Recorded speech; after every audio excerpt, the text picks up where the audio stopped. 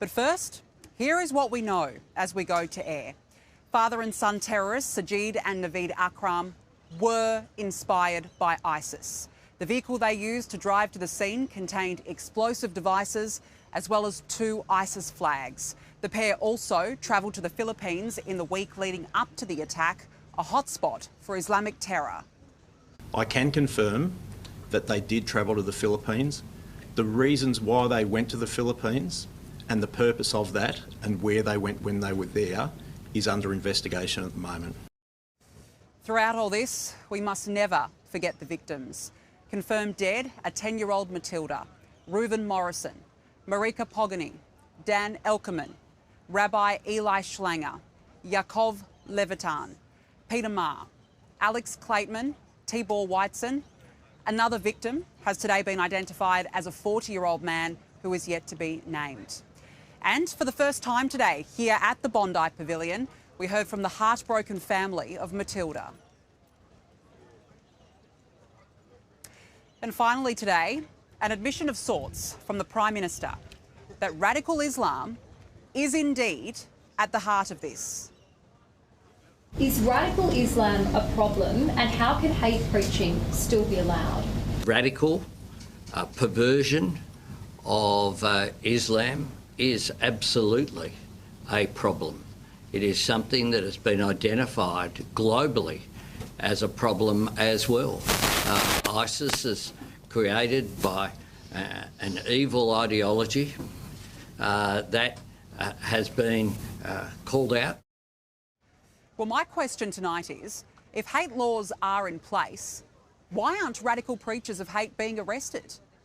If what happened here at Bondi means anything, the time for talk and tolerance is over. We need action. Yet, every day, the Prime Minister obfuscates the topic with changes to gun laws as somehow now being his answer to this.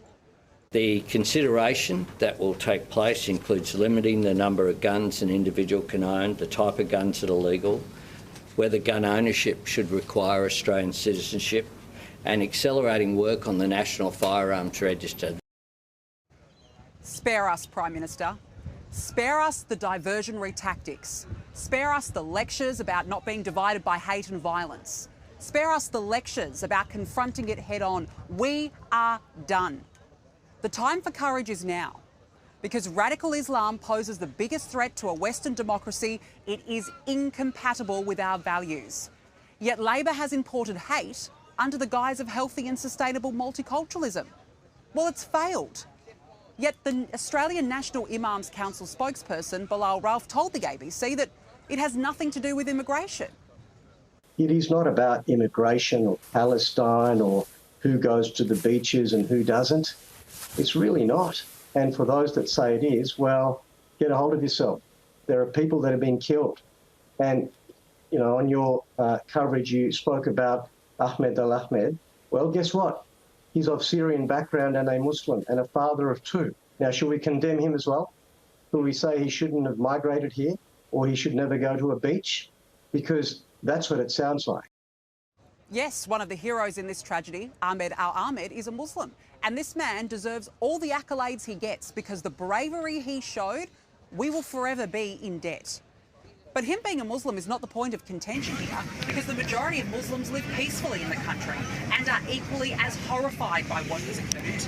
But the point is, there are pockets of Islam which are extreme. There are radical preachers in mosques around the country preaching hate and harm, not just on Jews, but on the West, on all of us.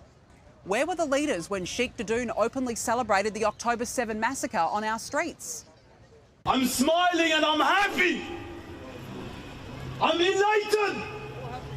It's a day of courage.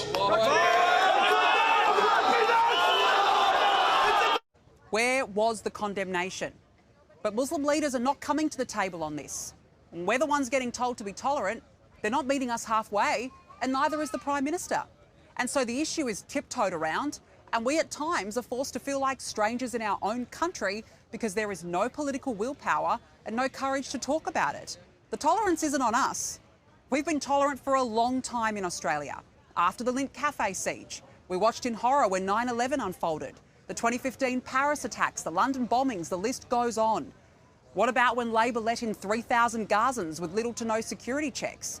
When Home Affairs Minister Tony Burke gave some private meet and greet at Sydney Airport? Or when Labor let in ISIS brides? We've been tolerant, but the tolerance has worn thin. And that was on show right here last night when Tony Burke came down to this memorial. Shame on you, Tony Burke! Shame! What have you done? You have left this happen. This is your fault. Well done. Blood on your hands, Tony Burke. Shame on you.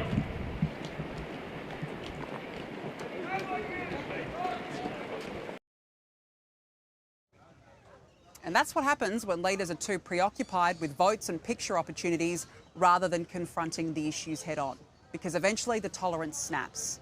And now here we are at Bondi. We have sleepwalked into this horrific massacre. And the Prime Minister is talking about gun control and blaming it on right-wing extremism. Former Prime Minister John Howard, who introduced sweeping reforms to gun laws in the wake of the Port Arthur massacre, visited the Bondi Memorial today to pay his own tributes to the victims and show his support for the community. And he too weighed into the gun debate on Sky News. You can't legislate people's hearts. That's right, yeah. Decades ago it was documented that after World War I, Germany wrote a beautiful sounding constitution. It was all overthrown and the Nazis came to power and then perpetrated this absolute historic horror on the Jewish people. And they want leaders who not only say the right things, but mean what they say. And look, John Howard is right. The Prime Minister can't just legislate his way out of this. Anthony Albanese was also asked today about what he's doing about hate preachers. What are you doing right now to combat hate preaching? We have passed legislation to outlaw hate speech, the first government to do so, to put in place those laws as part of our response to anti-Semitism. Well, if these laws exist, how about implementing them? I mean, if they are in place, then why aren't people being arrested in mosques? I caught up with the Minister of Diaspora Affairs of Israel, Amichai Chikli, who is on a special mission to this country, and he is warning that Australia is failing. We saw the assaults on the Jewish community, leaders of the community, synagogues, schools, graffitis. We saw a rise of hundreds of percents of incidents, and I hope that this horrific terror attack will be a Rubicon for the government to take much more decisive actions against jihadist incitement, incitement in mosques, incitements in TV, Al Jazeera and others. And I'll have more of that interview later in the show. I also spoke to the CEO of the Zionist Federation of Australia, Alon Kasuto, who was equally as scathing. We've been saying for 2 years that demonising Jews, demonising Zionists, demonising Israel, using horrific language by the thousands every week, week in, week out, on our streets, on social media, will lead to violence. Words lead to violence. Silence leads to violence. The vacuum of leadership condemning these words and these acts leads to violence. And how much can it be attributed to Labor's lack of action? Our community is very angry. Our community is angry at all levels of government. Our community is angry at the silence, at the inaction. Our community is angry at the fact that there were many symbolic gestures that emboldened those extremists who were using hateful language against our community. Our community is angry, rightfully so, outraged. And we're seeking answers, we're seeking leadership. I don't want to make this into a political war of pointing fingers, but I think it's very clear that Australia has a very serious problem of extremism, of hatred, of anti-Semitism and of terrorism. And look, we keep hearing that this is not the Australia we know and love. And yes, that can be said. But sadly, this is Australia now. And this is more confirmation that the Australia we know and love has changed. A country that was once a safe place for Jews is no longer. This is not peaceful right now.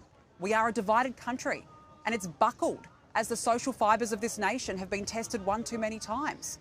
And the sad part, it has culminated in the worst mass shooting since the Port Arthur massacre. Authorities around Jews have failed time and time again in their very basic duty to protect freedoms, our way of life, and democratic values. Instead, Labor put votes first ahead of basic community safety, putting the values of those who seek us harm ahead of our own, importing radical Islam into this country, importing an ideology that is incompatible with a Western democracy. And when the very topic is raised, Labor's quick to call out Islamophobia. Well, it's too late. And unless Labor and Muslim leaders stop talking and act, I do fear we're all sitting ducks.